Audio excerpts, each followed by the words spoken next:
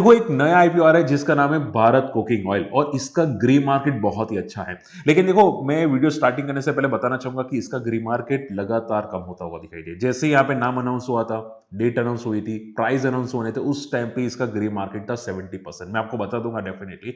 लेकिन अभी इसका ग्रे मार्केट कम होकर 50-55% हो चुका है। एंड देखो अगर आप कोई भी आईपीओ अप्लाई करते हैं based on the grey market, तो हमेशा याद रखना चाहिए कि ग्रे मार्केट सस्टेन नहीं करता, वो कभी कभी बढ़ता भी है, घटता भी है, कम भी होता है। ठीक है, और आपको ज्यादा फोकस करना चाहिए सेकेंड डे को। ठीक है, कि ओवर सब्सक्रिप्शन सेकेंड डे को कितना होता है। मैं हमेशा ये रडार पे रखता हूं कि अगर कोई भी आईपीओ है पहले दिन तो सब्सक्राइब हो ही जाना चाहिए। सेकेंड डे को अगर कम से कम 3 से 4 गुना होता है 12 बजे की 1 बजे के आसपास, तो मैं मुझे लगता है कि भाई नहीं, ये आईपीओ मुझे लिस्टिंग गेन देके जा सकते हैं, ग्रे मार्केट इसका आगे जाके बढ़ सकता है।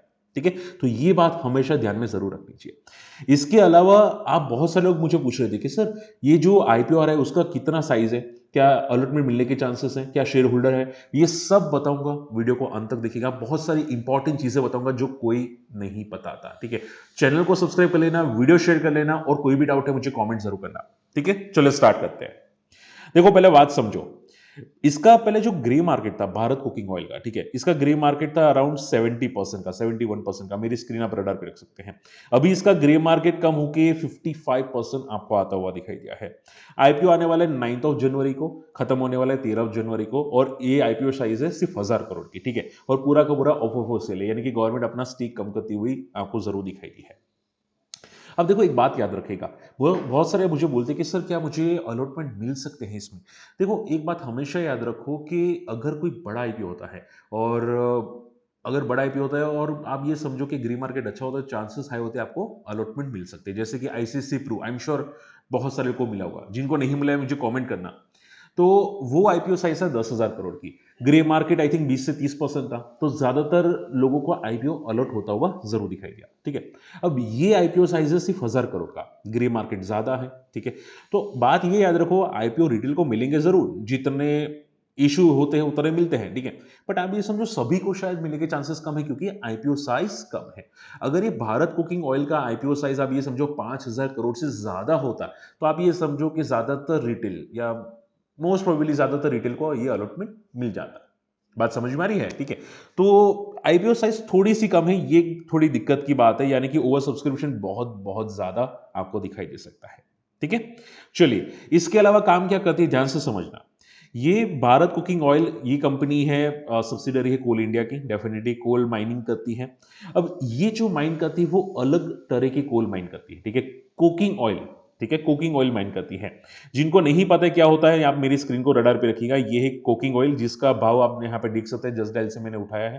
भाव 500 से लेके 1500 का पर केजी का प्राइस आपको दिखाई देता है। और ये जो कुकिंग ऑयल होता है वो रेगुलर कोल से डिफरेंट होता है। रेगुलर जो कोल होता है, कोलसा बोलते हैं हम लोग, ठीक है, वो थर्मल पावर प्लांट भी यूज होता है पावर प्रोडक्शन के लिए, इलेक्ट्रिसिटी के लिए।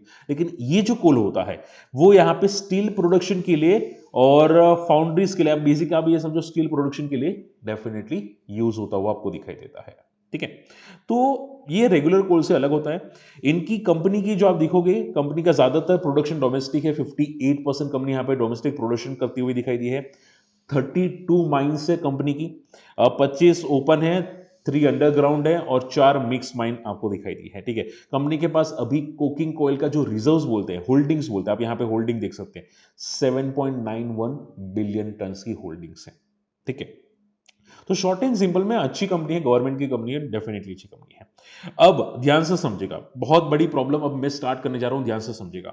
सबसे पहली बड़ी प्रॉब्लम, कंपनी का रेवेन्यू प्रॉफिट डिक्लाइनिंग मोड पे होता हुआ दिखाई दिया है।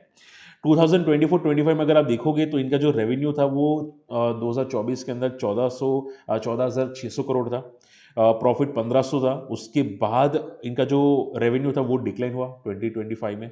ठीक है, स्क्रीन दिखते रहेगा। एंड इनका प्रॉफिट 1500 से घट के 1200 तक होता हुआ दिखाई दिया। और अभी आप देखोगे एक हाफ ईयर के अंदर, ठीक है, हाफ ईयर बोलते हैं ना, हाफ ईयर के अंदर इनका प्रॉफिट आप डिक्लाइन होके 123 करोड़ का आता हुआ दिखाई दिया है। ठीक है, तो शॉर्ट एंड सिंपल में इनका रेवेन्यू, इनका मार्जिन तगड़ा डिक्लाइनिंग मोड पे आ रहा है, तो ये एक सबसे बड़ा नेगेटिव पॉइंट हो जाता है। सेकंड नेगेटिव पॉइंट हो जाता है इसका वैल्यूएशंस। अभी जो कंपनी आईपीओ आ रहा है वो बहुत हाई वैल्यूएशन पे है। आप देखोगे इसका पी जो है वो अराउंड 39 से 43 की आसपास दिखाई दे रहा है। ठीक है, तो वैल्यूएशन बहुत स्ट्रेच है। ओके, और ईपीएस अर्निंग पर शेयर सिर्फ 0.53 आपको कंपनी का दिखाई दे रहा है। तो वैल्यूएशंस थोड़ी सी स्ट्रेच कंपनी की जरूर दिखाई दी है। और अगर हम लोग पीयर कंपैरिजन करें, हालांकि पीयर कंपैरिजन में जो कंपनीज आपको स्क्रीन पे दिखाई दे रही है वो इंटरनेशनल कंपनी है, लोकल कंपनी नहीं है, इंडिया की नहीं है। ठीक है, तो उस कंपेयर में अगर आप देखोगे तो उनका रेवेन्यू और ईपीएस इससे ज्यादा बेटर दिखाई दे रहा है भारत कुकिंग ऑयल से।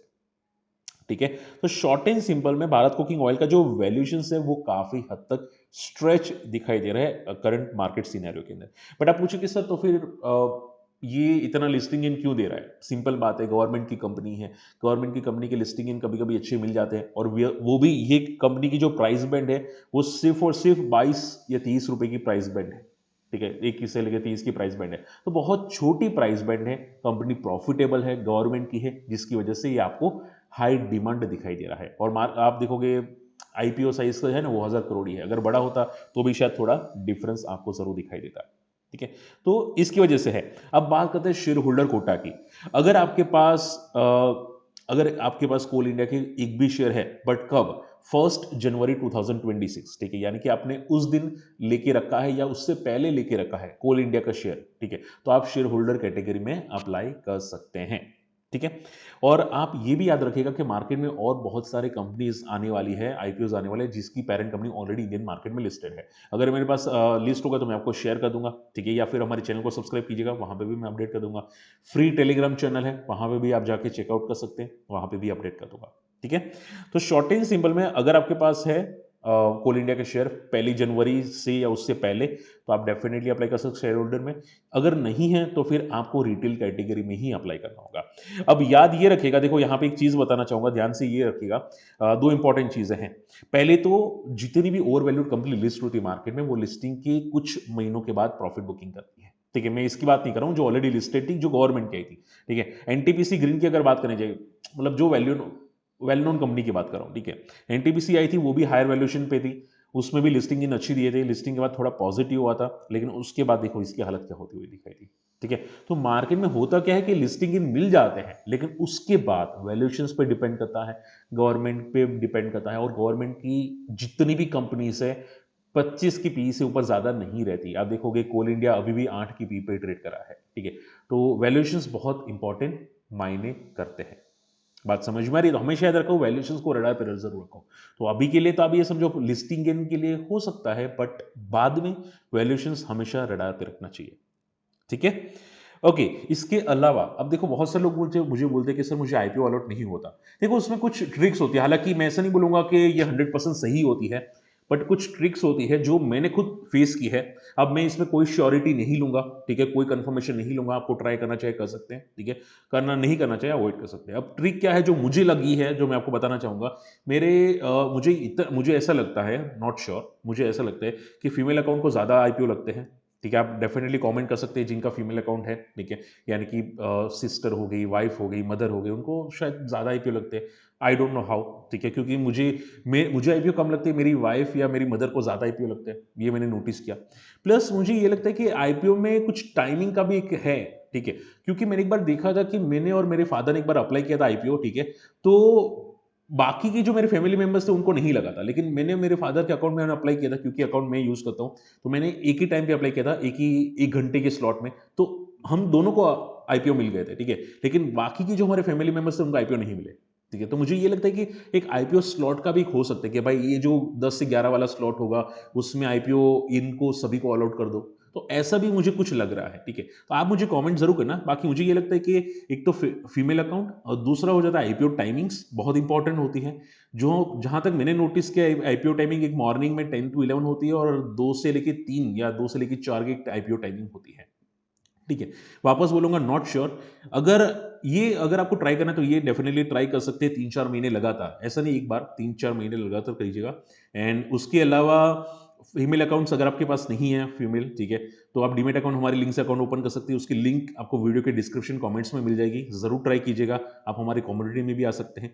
ठीक है, and I think most probably यही चीज़ है जो मैंने डेफिनेटली ट्राई की थी। ठीक है, इसके अलावा कुछ होगा तो मैं डेफिनेटली बताऊंगा। बाकी वीडियो कैसा लगा शेयर कीजिएगा, सब्सक्राइब कीजिएगा और आपकी फैमिली मेंबर्स को जरूर ये वीडियो शेयर कीजिएगा ताकि वो भी आईपीओ में अप्लाई जरूर कर सके। बाकी हाँ, लिस्टिंग गेन की चांसेस तो है। अगर आईपीओ ग्री मार्केट कम हो भी जाता है तो हो सकता है शायद 30-40% तक मैक्सिमम आए। नॉट श्योर कितना गिरेगा, बट अगर गिरता है तो की बात, तो शॉर्ट एंड सिंपल में लिस्टिंग इन तो दिखाई दे सकते हैं।